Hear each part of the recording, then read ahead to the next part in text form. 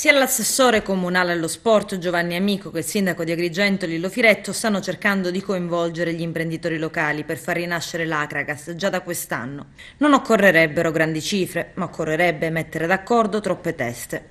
Nelle ipotesi si immagia uno dei tornei dilettantistici, la promozione oppure l'eccellenza, ma senza una nuova società i desideri restano sogni. E l'amara e cruda realtà è che lo stadio Seneto è abbandonato al suo destino. Guardate questa foto, rimbalza sui social e fa discutere ed indignare.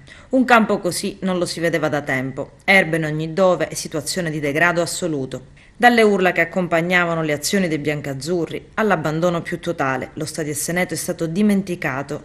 Era stato affidato alla società biancazzurra. La proprietà avrebbe firmato una convenzione, ma adesso tutto ciò che è stato detto e scritto è andato in decadenza. L'Acragas è fallita e a prendersi cura dello stadio Seneto dovrebbe essere il comune di Agrigento, ma tutto questo non sta accadendo.